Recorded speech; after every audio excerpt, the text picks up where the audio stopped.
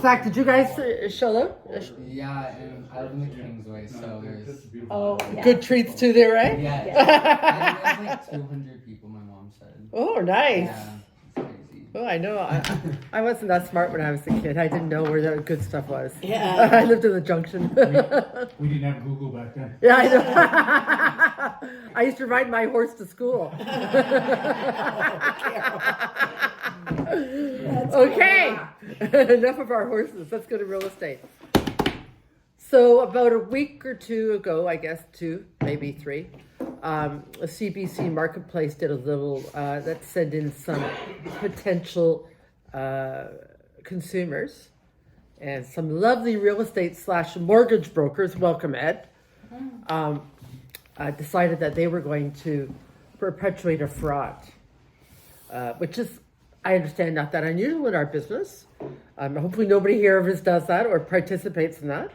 But now Rico's on a rampage, obviously, because we got all this lovely PR. Like, we need lovely PR. So whether it's mortgage fraud or it's letters of employment or it's a pay stubs, please do not get involved in anything. I had somebody yesterday telling me that, oh yeah, I see that lots of times. People falsifying their pay stubs and their letters of employment. Ed shaking his head, yes. Right, Ed? I was going to say, I actually don't get involved in any mortgage or anything. I expect them to figure out their own financing. You're 100% and right. I am just like... That was my next comment. Do not get involved in somebody's finances. First of all, A, I don't want to know. B, they don't want to tell me. And C, I don't want that responsibility. I shift it off to people like Ed, or to their financial institution, or to their credit union, whatever. Private lending, but not me. Because I never want to be caught that I've given this kind of advice to anybody. Okay, right, wrong, or different. I'm not a mortgage broker. I don't intend to be. And I don't think none of us should be. Although the Act does provide for it. And even under the Privacy Act, like when one of you involved me with it, my communication back to you is, yeah, everything's okay, or it's a go. There's no numbers exchanged. It's that's well, apart from unethical, but like have some respect for our own clients. It's like you don't go telling everybody what their goods and bads are. But can you tell us like their max budget? Like if they say, okay, just out of curiosity, if they say 4 million is their max, and then I like send them that. to you, well, because I have clients that have said that, right? So, but really they go to you and it's like really 3.5.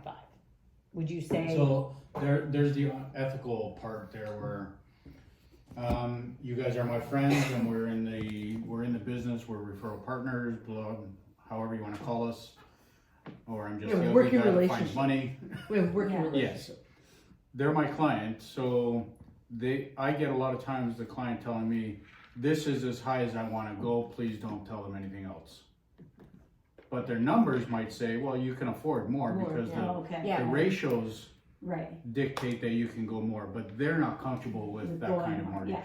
So I'm kind of caught with, what do I tell you? If you ask me, what does their finances look like? I say, well, I'll say things like, there's room for them if they decide to go higher. My concern is I'm just worried I'm looking too high. Oh, for that, I'll definitely say that's too high. I don't care if they have more than 4 million. I just don't want to be looking for 4 million if they can only afford 3.5. Oh, for that, I'm definitely on your side.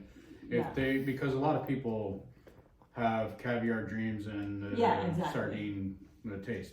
But the other thing too is that they may qualify for a certain mortgage and they have money, actual cash, that they can put towards it, right? So you would only know the mortgage amount, right? No, he would know. You would know all of it. He knows You'd be able to tell all He of knows it. the whole thing. Okay, I know so what they then there have you for go. dinner. Yeah. So then you would be able to tell whether they can afford $5 million home, even though they're only Yes. getting a $3 million mortgage or whatever, Yes. right? Okay. Because they have to disclose to me where they're getting their down payment. Right, okay. And if they have these wishes, I have to say, okay, do you have a parent?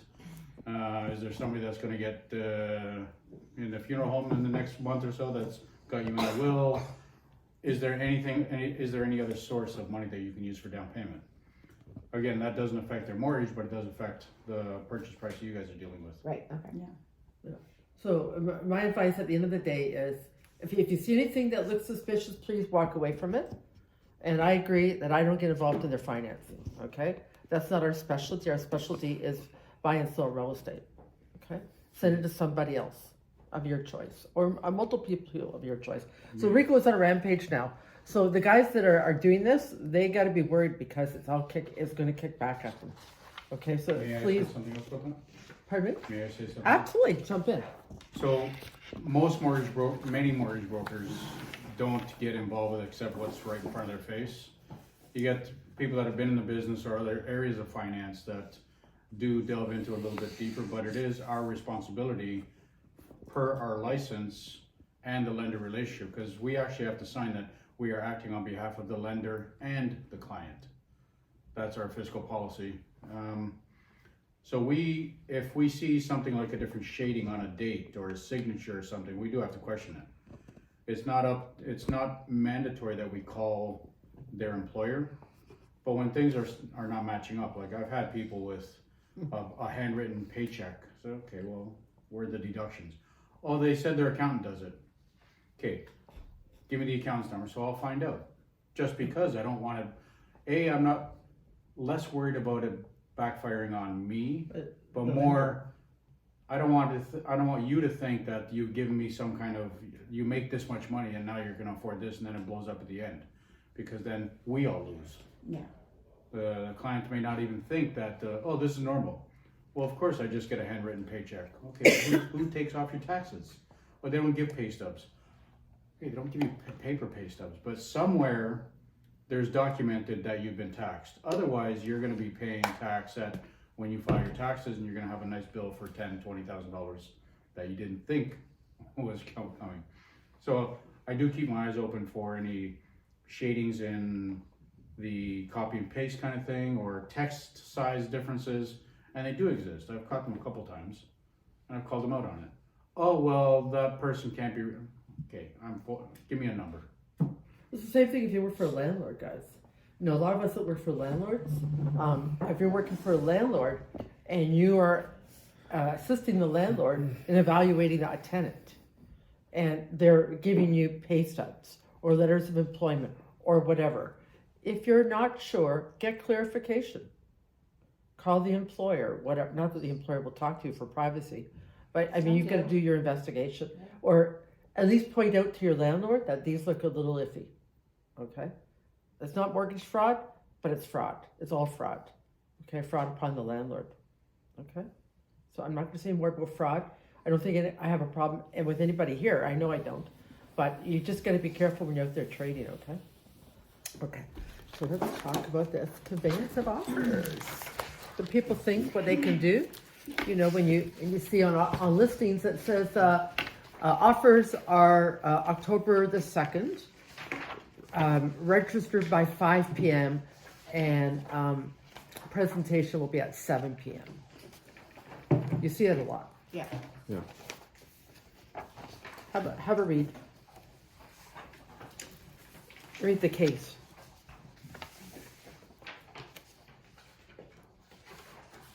Registrant A.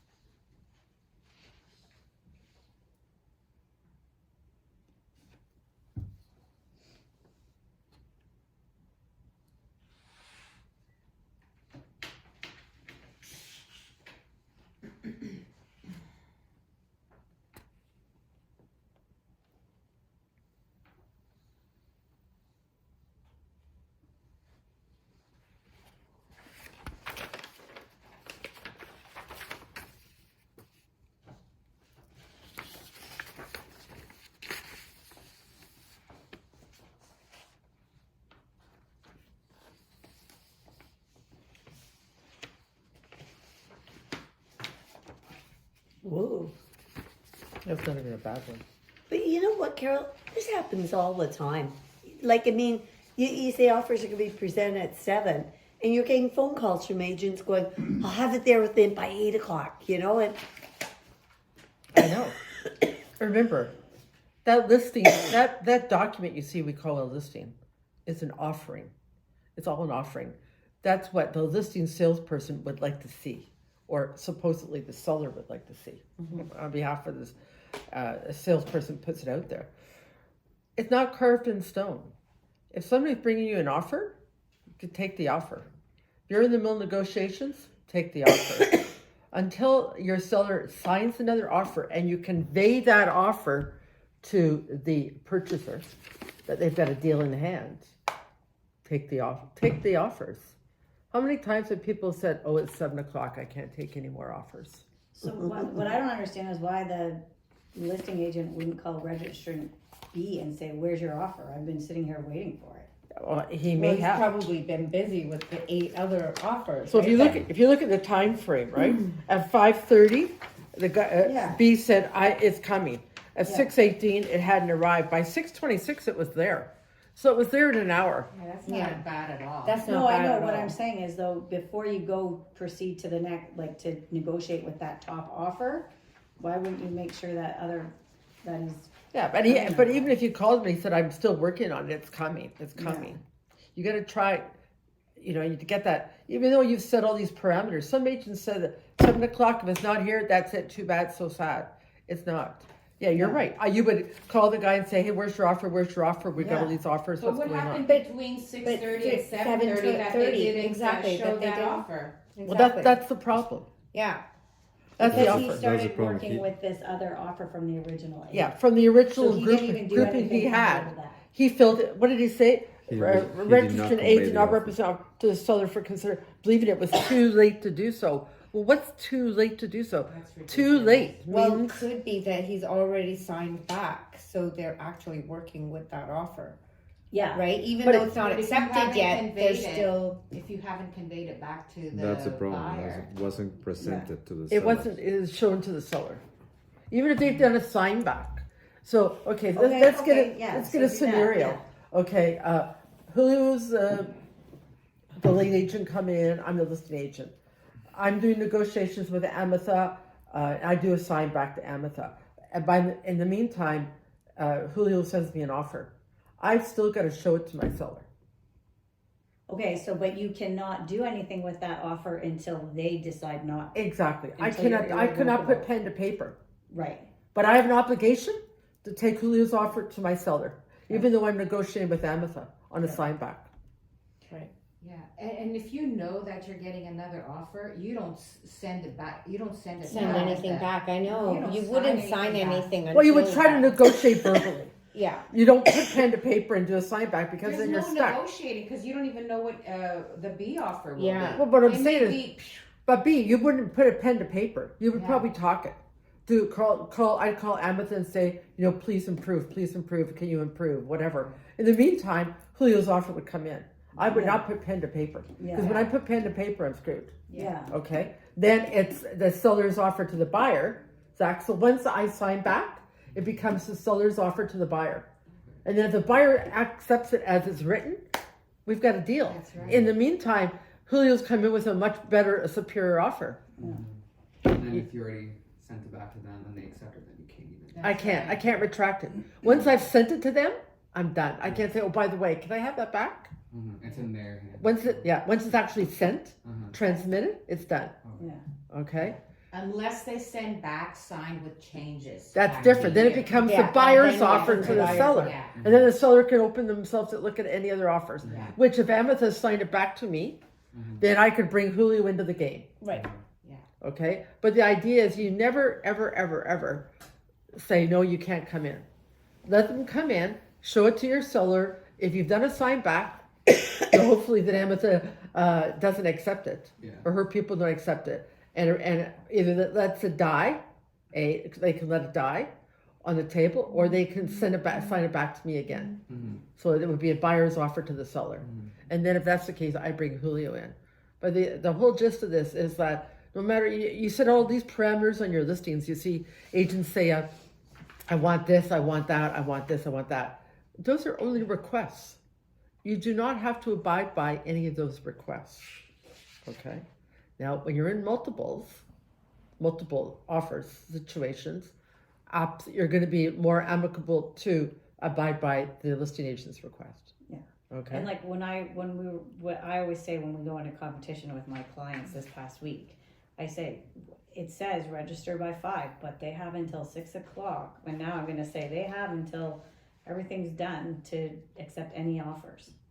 Until the seller signs on the dotted line. So if I'm doing negotiations at 7 and I'm still there before my people have signed anything, so I ended up at RICO once.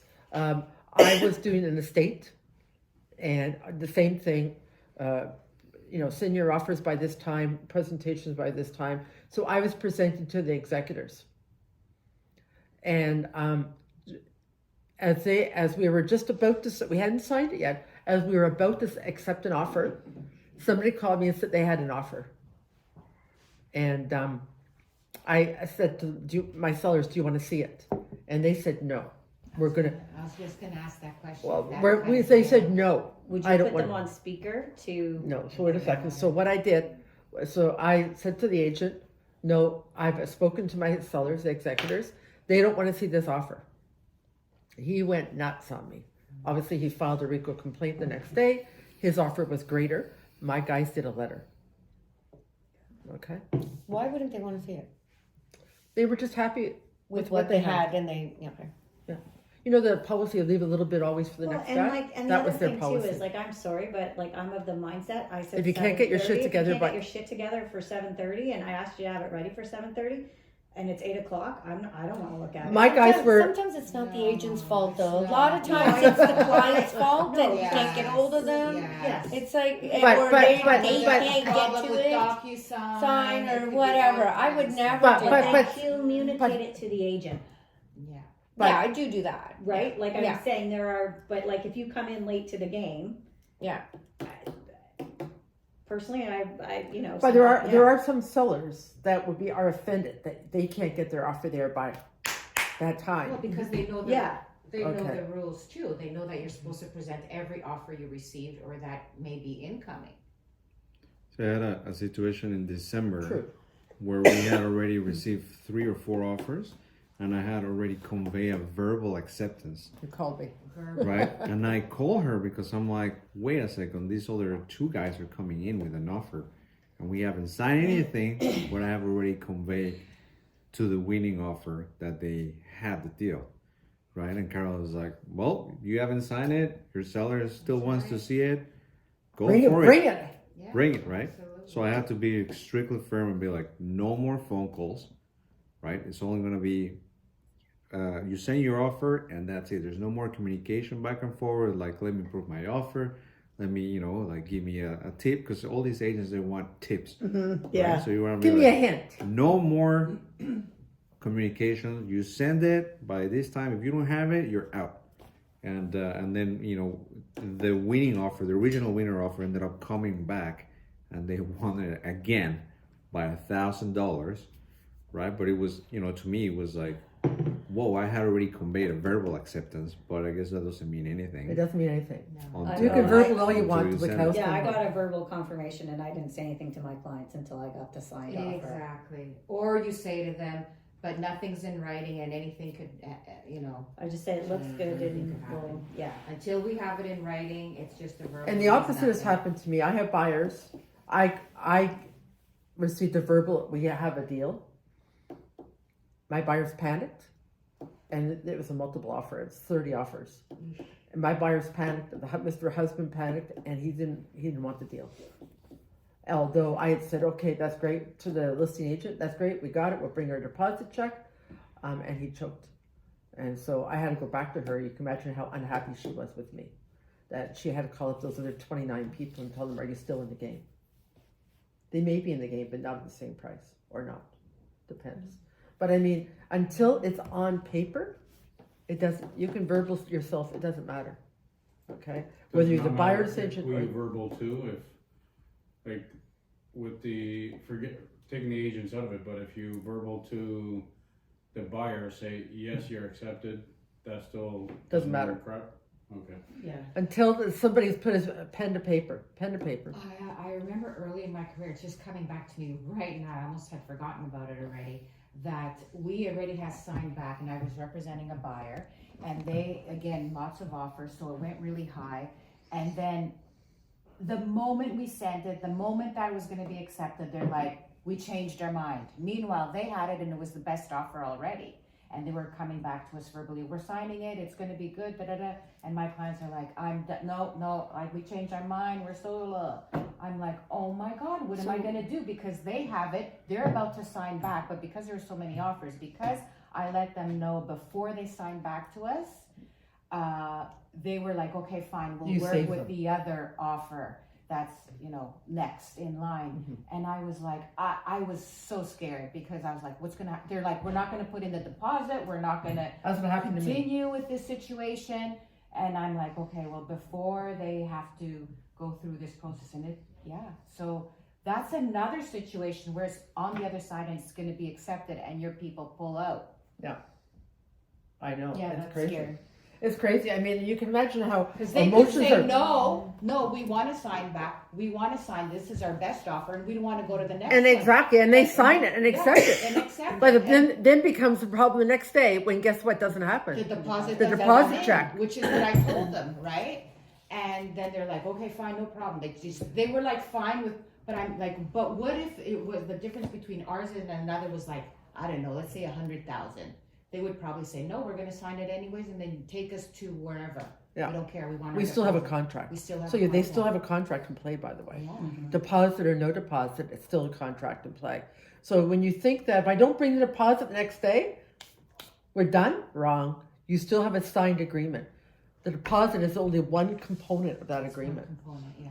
Okay, But I you know. still need both components for it to be a legal contract. But down the road, so But still. they just say Complicated. it is To gets get a complicated. mutual release and all that. So if Beatrice sellers had not Beatrice, if the sellers had signed that deal on Yeah. Beatrice's side, Yeah. and that's fine, and then her buyer said that's fine, we're not going to bring the deposit, okay. So then the sellers would have to try to resell the house, but Yeah. guess what?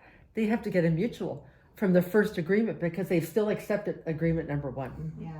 So even though there's no deposit received, you still have to release from all the other terms of that contract. There's somebody behind me. You're late, sir. Go to the principal's office. Yeah. What helped us was that I alerted them immediately, so it was not like the other offers even knew. They were still in play, the other offers. If everybody had gone back That's what happened to me. home- Everybody had gone. If everybody had gone back home, so to speak, and no longer them being able to negotiate with the second best offer, And then then it would have been a and problem. them knowing that they were second best, because in my case they Yeah. knew that they were being called back in, Right. but yours didn't know that. Right. Yeah, and then that changed the whole motivation. Yes. You know, so my offer may not stand on the table at that price when I'm the second, when you're coming back to me the second time. Yeah. Exactly. So that, it's all about, so whenever you get an offer, it doesn't matter when you get it, until that seller signs the paper, the agreement, and sends it, conveys it somehow, and I don't mean verbally, conveys it in writing to the buyer, you still have to look at other deals. Yeah. Okay? Okay, we're good? So let me ask a question. When we did the offer night for Joan's house in February, Oh, God. the one that never happened, but we did the offer. We had like 20 or 30 offers. Yeah. But Liz was helping me. And Liz went to phone the people that we kicked theirs out right away because they weren't nowhere near the top 10. So she went to phone them. I got a phone call and she got a phone call from 2 different agents saying, we just want to make sure you got our offers. We sent them in. And then one guy said, I sent mine through Broker Bay. And I said, well, I didn't get it. And then Liz got a phone call from a guy that said, well, I sent it to your office. And we didn't get them. So what would happen in that case? We didn't physically get their offers. It's our Well, responsibility. they send it to the brokerage. The brokerage owns the listing. It's up to us to determine where you are. Okay, so it's our responsibility as a listing brokerage is to track down that offer. if those two agents hadn't called us, we wouldn't have known about their offers. No, I don't. I can understand that. It's happened to me. They sent it into the office, and the office was closed. Yeah. They sent it They sent it to the office. The office was closed. I wasn't in the office. They didn't register it because there's no rule. Remember, no rule for registration. Anybody can send you an offer. They don't have to register it. No rule for registration in RICO. It was never a rule or not anymore? Never. So what was the 801? It's always been a practice. 801 was a whole other game. I'll get to that. But it's up to us to track down that offer and get it. So the 801 was brought up by RICO for people that were saying, I have an offer, I have an offer, I have an offer. So if Ametha has a listing and all you guys are calling Ametha saying you have an offer, that 801 is to track all your signed offers. Okay? Because Emma thinks she's got 10 offers. And so she's telling me that there's 10 offers, but really there might only be 3 real offers. Because you guys all think you have an offer, but you don't have an offer until it's signed, right? Signed offer is only an offer. An offer is only an offer once it's signed. So an 801 is to pre-register an offer. Okay? But I never use an 801. I just send in my offer. Either use the 801 or I send Ametha my offer. You don't have to use an 801. Yeah, but when we register and we're giving in our paperwork, the office, I don't know about this office, but a lot of offices would not even accept the paperwork. Because they don't understand what the 801 is. Okay. The 801 was construed for one reason only, and that was to prove there was a signed offer. Because a lot of agents were BSing the listing agent saying, we have a signed offer, we have a signed offer. You had nothing. You think you have an offer, but you don't have a signed offer. That was the 801. Like I said, I never use an 801. There's no policy in this office for 801. You can use an 801 if you choose. And if the listing agent insists on an 801, I'm not sending you an 801, but here's my offer instead of the 801. And I'll tell you why they want the 801. Because all listing brokerages are responsible for copies of all offers. So some offices don't want to keep all the offers, but you're supposed to keep all your offers. Shake your head, yes. So they implement an 801 policy. I don't have to abide by another office's policy, though. It's not a RICO rule. Okay? So if they insist upon 801, send me your offer, and that's it. They can't say anything else. It's easier said than done. When the other guy's being adamant, you do what they want, and you're just trying to get the deal. Well, it's up to you. I just say, no, I'm not sending you the 801. Here's my offer. It's not up to us. It's up to getting the deal. I know, but listen, that's not going to make your deal. No, but some people are just, I know they got to pick up their ass no matter what. Yeah, right. That's not going to change. The 801 just says the signed offer's coming. If you give them the signed offer, you don't need to tell them it's coming. Well, that's just it. It's a pre-registration. Yeah. But that's why you just give them the offer. Here's my offer, and we don't have to talk about it anymore. You need one or the other. And if you're not giving the offer signed, then you have to give the 801 ahead of giving them the offer. And so if I agree with you. Like, if someone says, I need the 801 and they have my offer in front of them, I'm like, okay, fine. No, they don't. I'm with you on that too. I don't. I tell them, no, you're not having the 801. I don't try, like. You don't want to antagonize them. You see, I'm not worried about antagonizing them because at the end of the day, it's what's on the agreement that's going to count. Yeah, but it's also your relationship with that agent because you're representing your client. So you want to have an amicable relationship. Yeah, lots of times that doesn't work amicable in real estate for agents. I disagree. I don't know. Like I said, it's right on the paper that counts. If I sat on the RICO board, I think my attitude would be a little bit different. But unfortunately, I would just pull out that card. Well, no problem. I'll see you at the desk. But it doesn't work. We have to do whatever the other side wants. No, you don't. More or less. You don't. Well, it's up to you how you run your business. For me, I don't think the 801 is that much of a big form to fill out. It's up to you. It's another document. If you want to do it, it's how you run your business. Yeah. We're all in it running our own businesses. Yeah. How you do it, as long as you follow the rules and regs, that's your call. If you want to submit an 801, cool. And it's good to understand the history of it as well, right? Well, it's good to understand the rule about why you have an 801. A lot of offices, if you talk to them, oh, it's a RICO rule. No, it's not a RICO rule. Yeah. It's just another piece of paper RICO brought out to so you don't simplify the process. process. And the other reason why you want it is because now with the registration on Broker Bay, right, it sends automatic notification to everybody. Yeah. Yes. So that's the other reason why That's a you're good kind point. of, you know, handing your responsibility to a system that notifies other people, right? Yeah. But you I'm can- actually okay with the idea. I think submitting an 801, And that's registering an fine. offer, I think it's a great idea, and I think it just keeps everybody honest. Now, here's something a little bit off chart. I know I came in a little bit late, so I do apologize. I don't need to hijack here, but question for you. Let's say you were involved in an offer situation, maybe there's one other offer, but you don't believe there's another offer, but you are not Is that Steven? questioning the agent at the moment because you're just trying to get the deal done.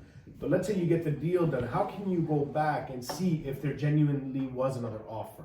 So your brokerage Yep. can submit a request, or you can submit a request, or your buyer can submit a request to RICO to verify the authenticity of that other offer. So what RICO does, they will send a form to the listing brokerage and say, please provide us with copies of all the offers or of all the 801s pertaining to this property. And all they have to provide is an 801, not even an offer? Just an 801 Yeah. or an offer. Or an offer. Okay. So if you don't provide the 801, they'll send the offer. Okay. But it's a whole process having to RICO. But it's afterwards. It's Yeah, afterwards. It's after the fact. So you've paid for whatever. You've paid. So if you're the second offer in, you've probably paid more in competition. Yes. So, I mean, going to RICO only gives you that you can go after the agent. You Correct. can't change the agreement. Yeah, now I don't Yeah. want to tell this to my client. Can I do this on my end? And whatever the outcome is, the client doesn't need to know. Just because if there is, you know what I mean? You don't want to create You want cold to feet with the buyer. upset the client. Yeah, Because yeah. then they're going to have sour grapes. Because there's been a couple of those situations. I just let it go, but it's starting to get to the I point agree. where you're just like, do I not? Well, do I, it do would I be not, good right? if you did actually go to RICO and find out, and if they are lying, then they do get fined and. Well, in you the got future, to may- make the complaint. Yeah, They but don't I Yeah, just make a get complaint. fined automatically. No, No, I you know, sit but there, you you gotta can- write the whole advance and all that. Yeah. You have to Yeah. document it, right? Yeah. So Yeah. But that's why a lot of people don't want to do the process. They don't want to go to TREB. They don't want to go to RICO because of the paperwork. But the more you all that stuff go, and I can say everybody, Yeah. Yeah, the more it's going to keep going on. yeah. I've had 3 cases yesterday. More than 3, but 3 were just lock boxes. People giving out lock boxes to their clients. 3, like people are giving out lock boxes. It's crazy that that's still happening. It's Like, happening more. what? Agents Oh, don't so want to funny, I would attend. never think to give Really? it to my client. Oh, I would never either. Or I an would never think to inspector or do that something. But I like had that. 3 in one day. You know, I mean, that's to do with it. That's just 3. I'm trying to say that it's getting crazy that people are just so lazy they don't want to attend with their client. Not only that, now that you create that presence, it's getting worse and worse, for the market, for agents and for the clients. Like imagine somebody now says, "Oh, my agent gives me the lockbox." So now my guy's calling me and say, "Well, my friend's agent gives him the lockbox. Why can't you give it to me?" Because I'm following the rules. Right? And I don't understand want to what have a mean, right? It just makes it $10,000 worse, fine. yeah. Would you like to pay the $10,000 fine for me I'm going through the courses right now, the RICO courses, because I'm due. doing your license? Yeah, and like the lockbox number code thing is like so many questions about that. I'm thinking, oh my god, another question about this. 'Cause That's so why. Obviously, there's issues That's about why. this still. The lockbox, I've never seen so many infractions for lockboxes. I hope you're going to be very heavy with the hammer. Oh, believe me. I hope so. When I started at RICO, I was the only female, and they thought I was going to be a marshmallow. And that was 1999. To their surprise, I was never a marshmallow. I was the one going for the toughest fine, all the courses, and I'm still like that. The only way to teach somebody is to hit them where it hurts. Yeah. In Well, their and, pocketbook. and if you don't report it to RICO and they do, it just prevents them from doing it in the future, right? Oh, yeah. For other agents. If you give somebody a lockbox, I'm going to fine you $10,000. I hope so. Thank you. You're welcome.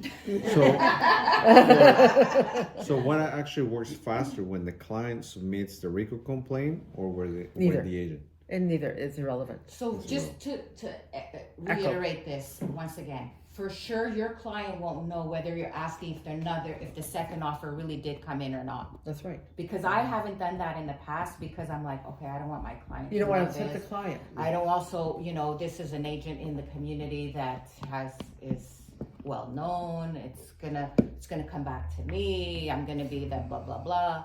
So I didn't do it in the paperwork as well. But like, there's now been 2 or 3 situations with this one person, which I'm like, okay, they're for sure lying to me. Like the order of events by which they told me that the offer came in and how they phrased it and all that, and I'm like, I don't know. So.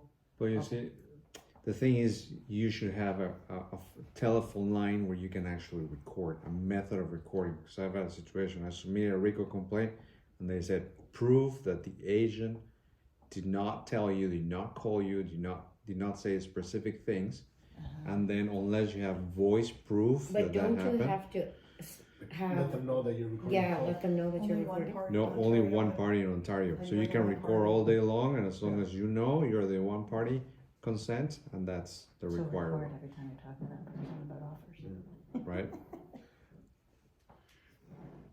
So, I don't know. Well, and you know what? It's usually the listing agents that I find that are very shady, especially if they're dominating the market. We are listing agents too, right? No, but I'm saying, the ones that are dominating a specific neighborhood and stuff Yeah. like that, like dealing with them is just becoming harder and harder because they're just trying to double end all the way around, right? So they're trying to double end, and then you take them an offer. 2 weeks later, you sell for a little bit more money. The offer went through. You know, I think that should be completely cut out. I don't think that's fair to anybody, Multiple representation. all the way around. Well, I mean, we love getting paid when we get paid, but it's I don't not fair to disagree with anybody. you. I don't disagree with the fact that multiple representation in the truest form should have been Yeah, out, Yeah. but it's Yeah. not. In the new act, it's not. There was a big push to take it out, yeah, but that's. but there's another it's- big push from some realtors to keep it in, and so it's still in, unless they change between now and April. I hope they do, but I think that is something that is really. I think it hurts But we everybody. talked about yesterday. Remember, Zach, about double ending, working for the buyer and the seller. You have a vested interest in both, but really you shouldn't have an interest in either. Yeah. But we're human beings. We can't control that. Well, I don't care how if you rich you accept that, if you accept that mission impossible, then you're supposed to control that. That's the idea. Human beings are not. Once you accept that mission, then you're not supposed to be given advice from either side. And what other side tells you, you're supposed to tell both. You're a middleman. You're a mediator. You don't love the seller any more than the buyer, and vice versa. I agree with you 110%. I But agree. as human beings, With 15, if 20,000, you can't keep 30,000 on you the can't line, keep your stuff together, Yeah. you shouldn't ever enter into multiple. You should call somebody else in your office and say, hey, B, I have a listing. I'm not looking to ever do multiple. Well, you want to take all my sign calls and any buyer calls on that, and then she can work on that. Especially if you know that it's going into multiple Yeah. offers. Especially. Well, and more so if you know you can't keep your mouth shut, because if that's my friend or my family member, my allegiance is there, right? Yeah. So if it's my child's property and I'm selling them, I'm in multiple, I can have a hard time for me to not be a human person and give advice to my kid. So then I'm going to call somebody in my office and say, hey, would you take all the buyers on that side for me? And most everybody's like, yeah, I love it. If you know you can't keep it together, and there's a lot of agents out there, and I'll tell you, Robert Nemo taught me that too, that he never did multiple. He hated multiple. He never wanted to do multiple because he just, he couldn't keep it together, like you said. But there's nothing like getting paid on a multiple. Well, it depends what your listing contract say. So if your listing contract says 5, we'll say 5 because we know there's no set number in real estate, right? Commission's Yeah. not fixed number. And on your contract, you say that if I, Carole Murphy, represent both the buyer and the seller in this transaction, then the commission is blank. Okay? Then that whatever number you put there gets to be all yours. Okay? But you got to word it properly. Okay? You can't say, you got to say who you are and representing both sides. I've seen agents put down Royal LePage West. That means anybody in Royal LePage West. Okay? So you got to word it. If you're going to do something like that and do a caveat on your listing agreement, put down your name, represent both buyer and seller in this transaction. Okay? We good? I don't think we did buyer and seller. put our names. But we did put our names to put both sides, so. Both I sides think of the what? idea, I know it's the idea, but you remember specifics. Let's talk a second about estates. If you do estates, it's the estate, okay, I'm dead. Julio's the executor. This time it's the Again. opposite. I This time you were know. dead. I'm gonna let him live this time. The estate of Carole Murphy, in brackets, executor Julio Mendez. Yeah. Okay? On everything. Okay? So on your fin track, you do an individual fin track for Julio Mendez, and you do third party fin track for Julio Mendez. Don't do a fin track for me because I'm dead. Okay? Are we good? Yeah. Okay. Ed, do you have anything to add about the rates and how things are going? Bank of Canada rate, variable versus the fixed rate. Without crying. We had a lot of mortgage broker trick-or-treaters come by last night. Were they dressed as homeless people? That's funny. That was a good one. Everybody's a witty one today. Let's see, rates. Unfortunately, the majority of today's potential buyers have never seen, they're the age bracket that have never seen rates above 3 or 4%. So the rates today are a huge shock. When I started 15 years ago, rates were 6%. Nobody was shocked. Yeah. Because they were still just coming down a little bit. But any national economist will tell you that in order for the economy to work effectively with international trade, rates need to be at the 4 and 5% range. So people that have been in the business a long time, okay, well that's where it is. It's everything's cyclical, everything's up and down, and nothing lasts forever. What goes up must come down. The panic is the age group that have never seen these, whether it's agents or buyers and mortgage agents, realtors, mortgage agents that have never seen it. They're having difficulty dealing with it. I've got people that went into a variable rate 2 years ago when, with a great discount on the prime, they were under 1%, but now they're calling me saying my monthly payment went up $600 a month. I said, yes, nobody foresaw this, but I always backtrack and keep all my emails. Say, when prime goes up, your payment's gonna go up, we expected this, but your lender also allows you to lock into a then best fixed rate. So I've got a couple people on that. After they see what they can get into and then determining now they're going to be stuck with this for the next 3 years, 5 years, whatever, or they can ride it out and say, okay, well, it might come down again, and then they'll be back in the good. Statistically, over a 50-year period, the variable rate does win in saving money over a fixed rate, especially, and I tell people, especially if you've got like a prime minus 80 or a 90 or a prime minus 1. Then no matter what, it's almost always going to be better than the fixed rate. Just the shock of in this one calendar year of seeing it from here to here now is killing people. Where it's going to go, Bank of Canada is still saying that there might be another increase before the end of the year. Oh, before the end of the year. Yeah. Because I heard that there's gonna be another 2 increases post-January. Or is that incorrect? Hearing, who knows? Oh, really? Who has a crystal ball? Who knows? Yeah. Inflation is starting to change. The numbers of inflation are starting to change already. So whether it's because they've increased the overnight rate or people are not spending or whatever, inflation is changing. But you can't argue with the fact that grapes are 5 times more than what they were 2 years ago, or a bag of milk or a loaf of bread. Mm-hmm. So inflation is a real thing. There's nothing we can do about it except, you know what? There's no waiting. So carry on. If you got to save a little bit, there's ways around it. The last article that I gave you guys just shows there's still a way to think of it as a savings and to show it on paper. What a lot of people get really panicky about, phone calls I get, oh, there's going to be another rate hike. We better like buy now or do this. Say, yeah, buy now, buy whenever. It's like, I've got lots of agents friends that are waiting for you. But the confusion with when the news says there's a rate hike coming, Bank of Canada makes the announcement several times a year, and that's specifically for their overnight rate to the retail banks, and that is only affecting the variable rate, prime rate, the bank's prime rates. If somebody's only in the market for a fixed rate, has nothing to do with what the Bank of Canada says or what the news says about rate hikes. Bank of Canada dictates what their overnight rate is to the retail banks. The retail banks change their prime rate up or down. That prime rate is only for variable rate mortgages and lines of credit. Fixed rates, on the other hand, are affected by the stock market and the global economy.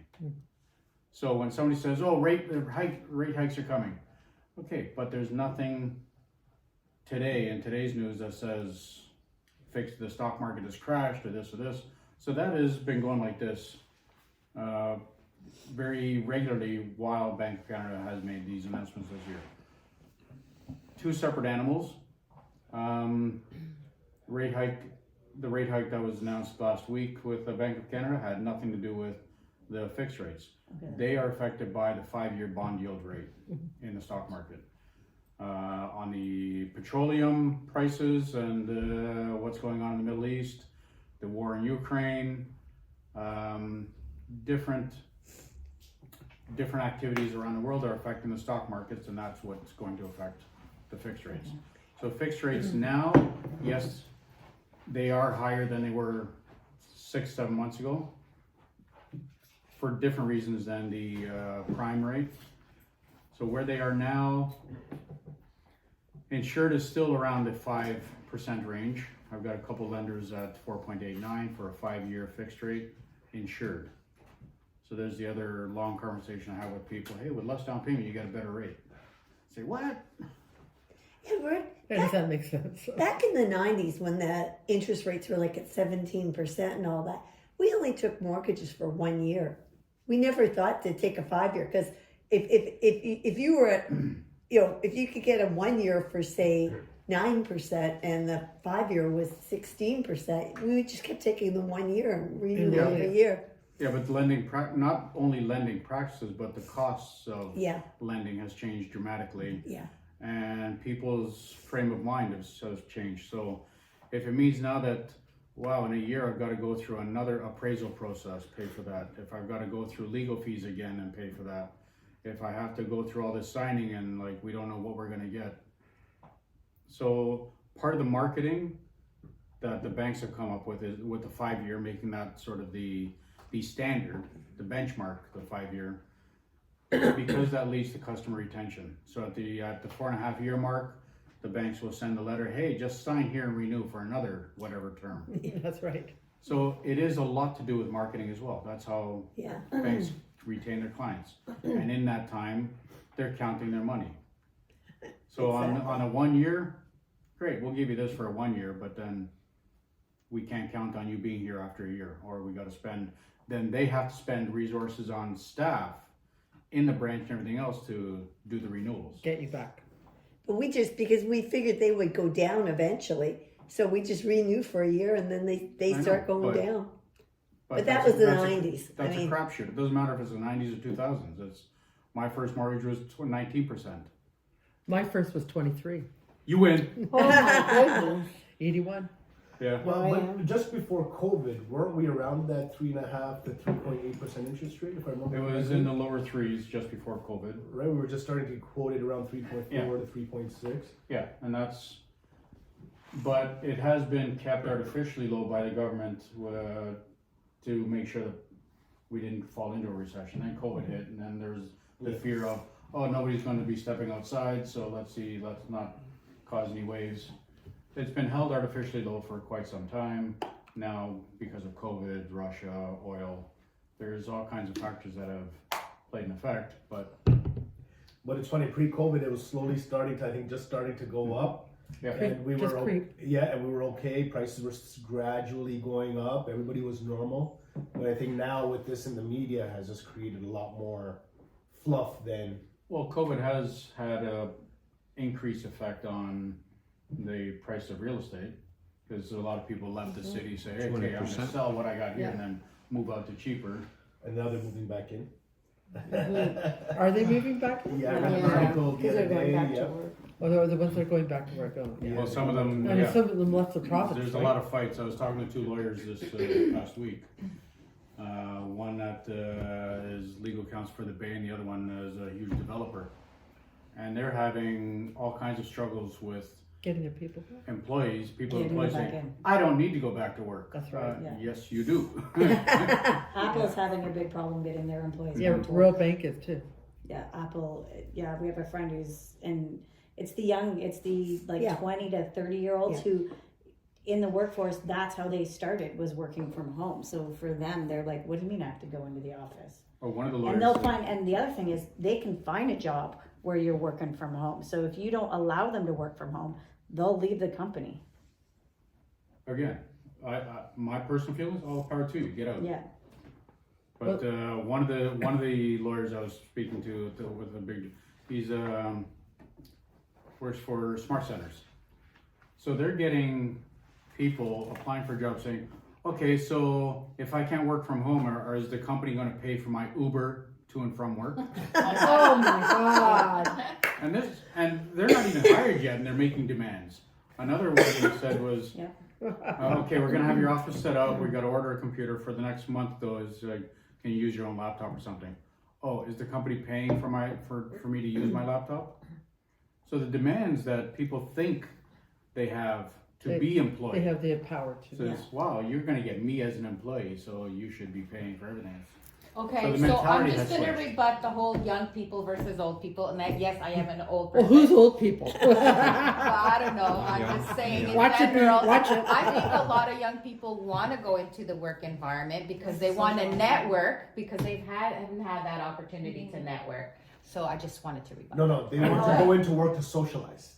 Yeah. No, I've had so many at baseball games, like talking to my coworker, Drew's parents, like a lot of in the financial industry, motivating the kids to come in, and the computer software tech industry. This one, our coach is like saying, we have to find ways. He goes, we crunch numbers. He goes, so to have people come to the office to crunch numbers, when you can do the same thing at home, he goes, we have to have something at the office to motivate them to come in. Yeah. Well, no, Yeah. I agree with that part. I thought However, a the paycheck used argument to of motivate staying you. home to work Yeah. and then complain that, like, there's numbers on the productivity of people that stay home and Yeah. work versus being in the office. There are those differences, but then wasn't there something on the news 2 weeks ago about Oh, quietly if you're quitting. working at home, you'll be monitored on how much time you're actually working versus browsing. Mhm. So Well, there's also quietly quitting. Have you heard of that? Yeah, No. quietly quitting. What Yeah. is that? What do you mean? Quietly quitting. I mean, People are not working when they're at home. They're doing what they need to do and nothing extra. They're doing Oh, yeah. when you're in the office. So Well, that has always happened. There's a piece in the news last night that the trucking industry, I mean, truck drivers, can't do that from home. they can't do that from home, but they're having a hard time getting people. They're finding ways to entice people yeah, into the trucking industry to offer them perks. yeah. And I mean, they've never had to deal with this before. You know, you got a guy or a woman and they sign up to be a truck driver, no brainer. But now they're having to, soft pedal them, offer them different perks. I don't know what the perks are, but they're working on in the industry. Trucking industry, I mean, it brings our food around. If no truck drivers, we have a problem. So apparently there's a real shortage of truck drivers. So, I mean, it's a shortage of everything. I everywhere you go, we're hiring. I was in Farm Boy. They got a giant sign in Farm Boy. We're hiring lifeguards in the city of Toronto. One time, it was a coveted job as a teenager to be a lifeguard. You'd have to fight your way in. Yeah. And now, Trying to apply to work for the city is a pain in the ass. yeah, I know, but still, I mean, it was a coveted job. It was, you got paid a lot of money for not doing a lot. To be fair, both my kids did that. But now you can't even get anybody. The teenagers don't want to work as a lifeguard. So not just the teenagers, but where is everybody else? Shut off the internet and your problem is solved. Yeah. Oh. I walked into Costco the other day and they have a great big sign over here at Queensway saying, we're hiring. I have never seen Costco do I that see before. that everywhere now. It's crazy. Everybody, but you're right, Sandy. They're hiring. That season whole at internet thing? Costco. I mean, it has its perks, but it's But how are they paying definitely. the rent? I don't get It's it. more damaging than because again, like a long time ago, I heard somebody say, "You want done something quick? Give it to the laziest person in the room." No, you give No, you give it to the busiest person in the room. Or the It laziest. is I don't the know. busiest. Oh, it's busy. Give it to the busiest. Well, if I gave it to the laziest person, Don't give it to the Well, if laziest. I'm busy, you're not getting it done quick from me. Oh, no, If you Those give are it the to me- people those who who do do things. things. It's the 80-20 Yeah. ratio. 80-20. No, lazy don't do it. Yeah, No. it's the 80-20 But to ratio. that point, I think internet has just allowed people to go online. You've got overnight gurus, right? I know a lot of investor clients where, clients that became investors overnight from being on the internet, and now they're having a hard time because what they saw on a 30-second reel is not the reality of life. Yeah. Right? So I think Well, just that's what I'm questioning. It's all these places are hiring.